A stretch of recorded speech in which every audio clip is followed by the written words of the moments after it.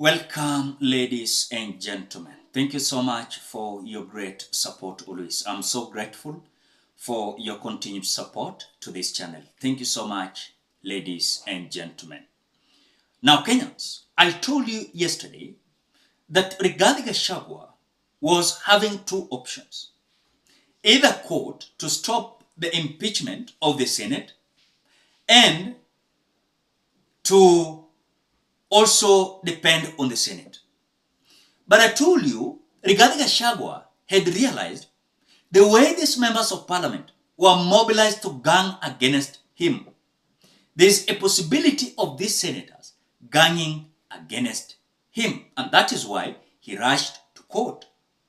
But as we speak, according to the Justice Charter, has declined to stop the Senate impeachment process, as he claimed that them in court, they can't interfere and they cannot interfere with this impeachment process in the Senate Assembly. And so they're going to give the parliament their duty. But as already the court has announced themselves very clear on this matter, remember, it is only hope that Rigathi Gachagua is having toward the Senate. But again, about 70%, Gachagua does not have any hope with the so-called Senate Assembly. So the only option that Rigathi Gachagua might have before Thursday is to resign. But again, if he's having 80% hope, or even 60% hope, that this members of parliament is likely to rescue him, then he will stay and wait for the verdict from the Senate Assembly. I want you to listen to the Justice Charter. But before we do that, ladies and gentlemen, just do me a favor, ensure you like the video. When you like the video, you automatically support the work that I'm doing in this channel, because sometimes you watch the video and you forget liking the video. So this is just a reminder. As you watch the video, ensure you like the video. Thank you so much for that like. Let us listen to this video. If a state organ fails to abide by any of the values and principles in the Constitution, the court exercises its mandate under Article 165 sub-Article 3 will come in and investigate whether anything said to have been done under the authority of the Constitution is inconsistent with or in contravention of the Constitution.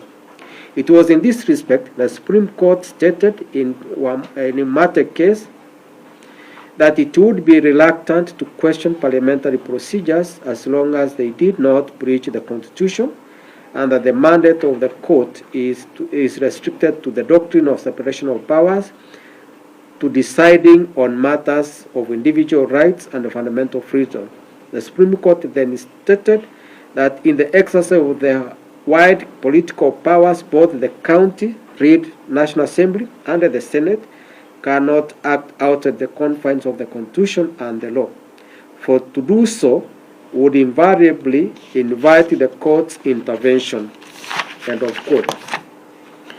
In other words, the constitutional processes are not about a dash to the finish line.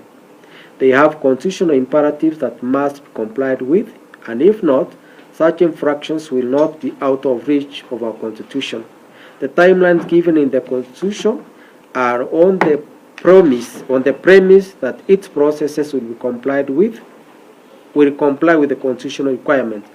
Where there is an allegation that the constitutional imperatives have not been complied with, the affected person has recourse to the courts, and the court will rise to the occasion and consider whether the state organ complied with the Constitution or the law.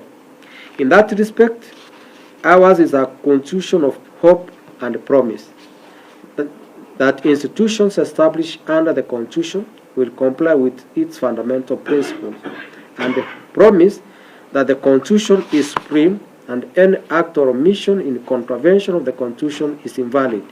In other words, it does not matter how far the process may have gone, since no action is out of reach of our Constitution. This is what Lord Denning had in mind when he stated many years back that if an act is void, then it is in law a nullity.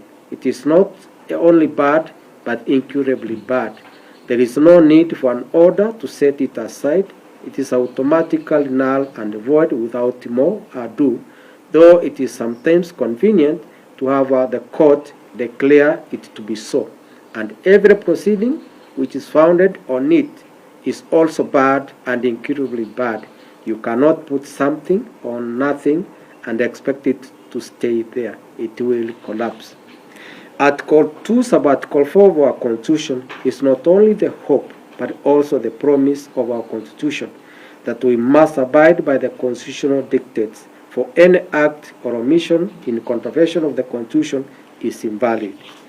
In that respect, I conclude this matter, and this is what I say. Having considered the application and argument by parties, the Constitution and the President, the prayer for grant of conservatory order is declined.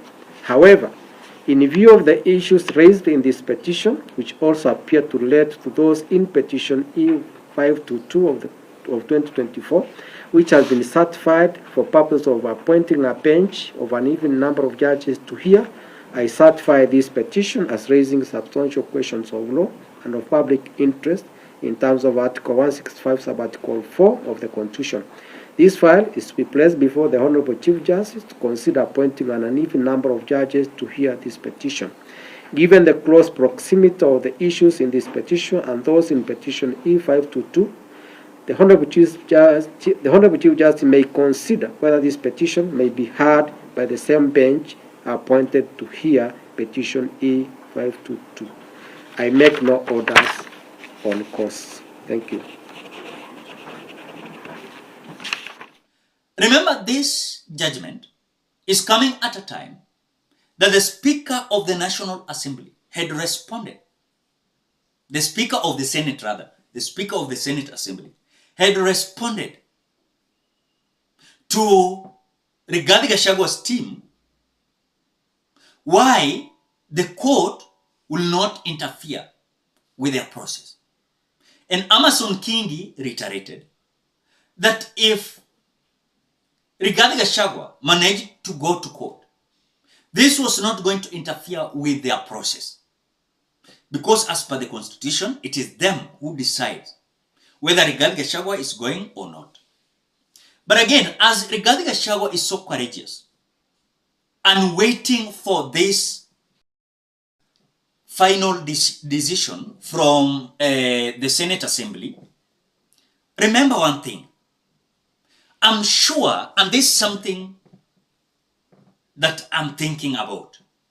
Number one, remember Rigathi Gachagua, if he is not going to manage to have about 23 and above members of parliament to say no to this impeachment, then his fate is going to be sealed. His fate is going to be sealed once and for all. But if he's going to manage to get 23 and above, he's likely to survive. But if 45